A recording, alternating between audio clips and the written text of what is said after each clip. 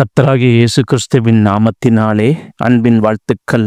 ஜான்பனியன் அவர்கள் எழுதிய மோட்சப்பயண புத்தகத்தில் நாம் இன்று காணப்போகும் தலைப்பு பகுதி 70 சுறுசுறுப்பானவன், பகுதி 71 திறமைசாலி மருத்துவரின் மருந்து ஆகிய இரு தலைப்பின் கீழ் இன்றைக்குள்ள காணொளியை காணலாம். பகுதி 70 சுறுசுறுப்பானவன். பயணிகள் பல நாட்கள் அங்கேயே தங்கியிருந்தார்கள்.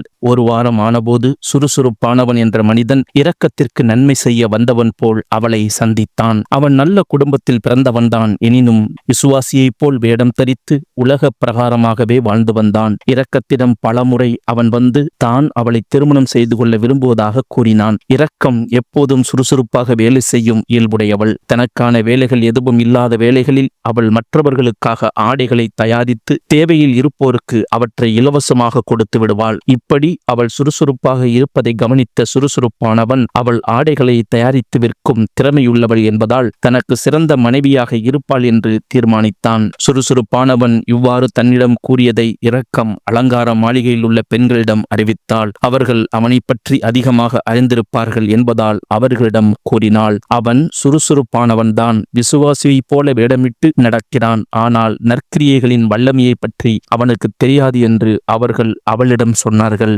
அப்படியா?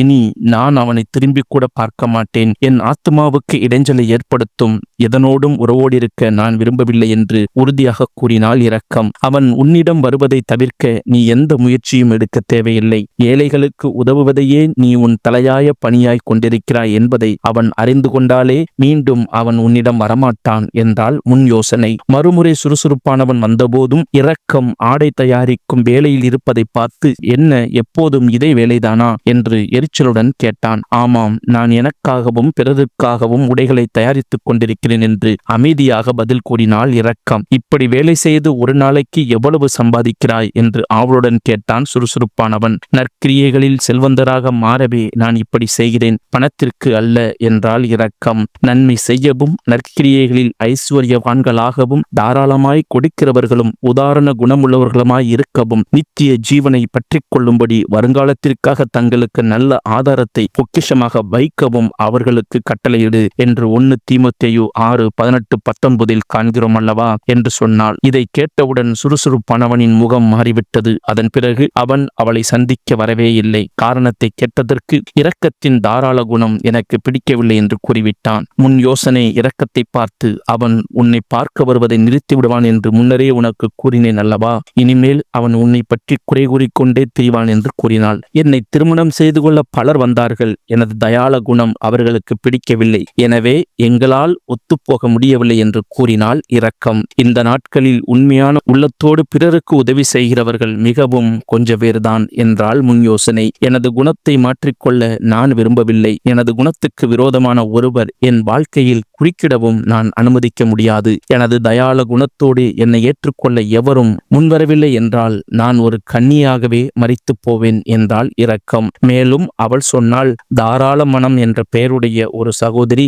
எனக்கு இருந்தாள். அவளது குணத்துக்கு பொருந்தாத ஒருவனை அவள் திருமணம் செய்து கொண்டாள். என் சகோதரியும் அவனும் ஒருபோதும் ஒத்துப்போனதில்லை. அவளை கண்டித்து பார்த்த அவள் கணவன் பின்னர் அவளை வீட்டை விட்டே துரத்தி விட்டான். அந்த மனிதன் ஒரு பெயர் கிறிஸ்தவனாக இருந்திருப்பான் இல்லையா என்றால் முன் யோசனை.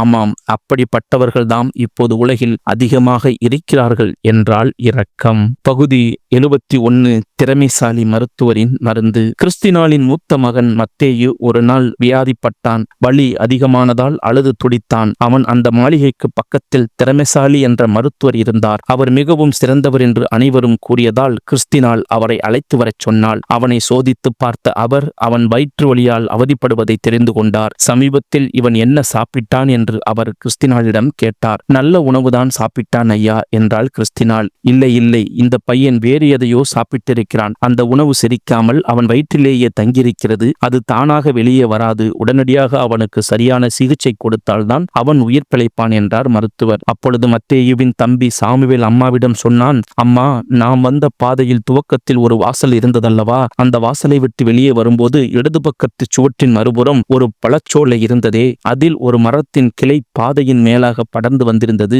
அதிலிருந்து ஒரு பழத்தை அண்ணன் பறித்து தின்றான். ஆமாம், நானும் பார்த்தேன். நான் கடிந்து கொண்ட பிறகும் கூட அவன் அந்த பழத்தை தின்று விட்டான் என்றால் கிறிஸ்தினால் அது பெயல்சபூலின் தோட்டத்தின் பழம். ஒருவரும் அதை குறித்து உங்களுக்கு எச்சரிக்கவில்லையா? அதை தின்ற அநேகர் மரித்து போயிருக்கிறார்கள் என்றார் மருத்துவர். ஐயையோ, இப்பொழுது நான் என்ன செய்வேன்? நானும் இவனை கவனிக்காமல் இருந்து விட்டேனே என்று கண்ணீர் விட்டு அழத் தொடங்கிவிட்டாள் கிறிஸ்தினால். கவலைப்படாதே, நான் இவனை கவனித்துக் கொள்கிறேன் என்று கூறிய திறமைசாலி அவனுக்கு ஒரு மருந்தை தயார் செய்தார். அந்த மருந்தால் போதிய சுகம் கிடைக்கவில்லை. அந்த மருந்து வெள்ளாட்டுக்கடாவின் இரத்தமும் கிடாரியின் சாம்பலும் கலந்த கலவையாகும். அதை அவர் ஈசோப்பு தண்டில் தோய்த்து கொடுத்தார். எபிரேயர் 9:12-13. அந்த மருந்து சக்தி குறைவானது என கண்ட மருத்துவர் அதனினும் சக்தியுள்ள மற்றொரு மருந்தை தயாரித்தார். அதில் கிறிஸ்துவின் சரீரமும் அவரது இரத்தமும் சேர்க்கப்பட்டிருந்தது. மேற்கூறிய இரண்டோடும் ஓரிரு வாக்குத்தத்தங்களையும் சரியான அளவு உப்பையும் சேர்த்து அவர் இந்த மாத்திரைகளை தயாரித்தார். எபிரேயர் 9:14.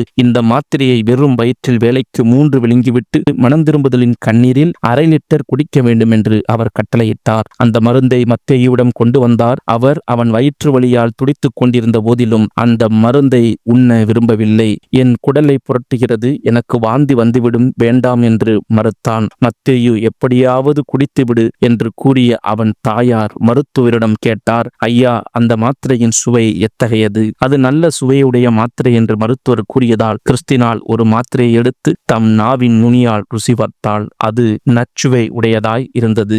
மத்தேயு, இந்த மாத்திரை தேனை விட இனிமையாக இருக்கிறது. நீ என்னையும் சகோதரர்களையும் இரக்கத்தையும் நேசித்தால், நீ உயிர் வாழ விரும்பினால் இதை உண்டுவிடு என்று கெஞ்சினாள் கிறிஸ்தினால். முதலில் அந்த மருந்தை உண்ண இயலாதென பிடிவாதம் செய்து கொண்டிருந்த மத்தேயு பின்னர் அதனை ஆசீர்வதிக்கும்படி ஆண்டவரிடம் வேண்டிக் கொண்ட பின்பு உண்டான். அது அவன் நோயை குணமாக்கி அவனுக்கு உறக்கத்தையும் இளைப்பாறுதலையும் அளித்தது. அவன் உடல் வியத்து நோய் குறையத் தொடங்கியது. அவனது வயிற்று வலியும் தணிந்தது. சற்று நேரத்தில் அவன் எழுந்து ஒரு கைத்தடியின் உதவியோடு ஒவ்வொரு அறையாக நடந்து செல்லத் துவங்கினான். அவன் தனது நோய் குணமானது பற்றி பக்தி, கருணை, முன்யோசனை ஆகியோருக்கு சாட்சியாக அறிவித்தான். மத்தேயு நன்றாய் குணமடைந்த பிறகு கிறிஸ்தினால் மருத்துவரை பார்த்து, ஐயா, எனது மகனை நீங்கள் நன்கு கவனித்தீர்கள். நான் உங்களுக்கு என்ன கொடுக்க வேண்டும் என்று கேட்டாள். இத்தகைய மருத்துவ பராமரிப்புக்கு என்ன செலுத்த வேண்டும் என்று விதிகளில் கூறப்பட்டுள்ளதோ அதை நீ மருத்துவ சங்க அதிபதிக்கு செலுத்த வேண்டும் என்றார் திறமைசாலி மருத்துவர். எபிரேயர் 11:12-15. அந்த மருந்து சகல நோய்களையும் தீர்க்கக்கூடியது என்று மருத்துவர் கூறியபடியால் கிறிஸ்தினால் அவற்றில் 12 பெட்டி மருந்து 8 வாங்கிக் கொண்டாள்.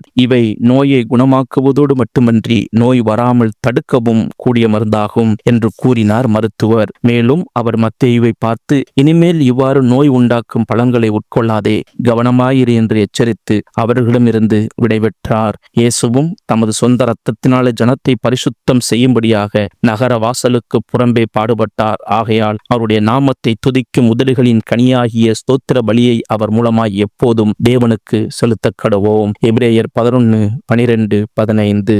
இன்னும் மோட்ச பயணத்தில் எங்களோடு கூட இணைந்திருங்கள், எங்களோடு கூட பயணிங்கள். கர்த்தராகிய இயேசு கிறிஸ்து தாமே உங்களை ஆசீர்வதிப்பாராக. கர்த்தர் நாமம் மகிமைப்படுவதாக. ஆமேன்.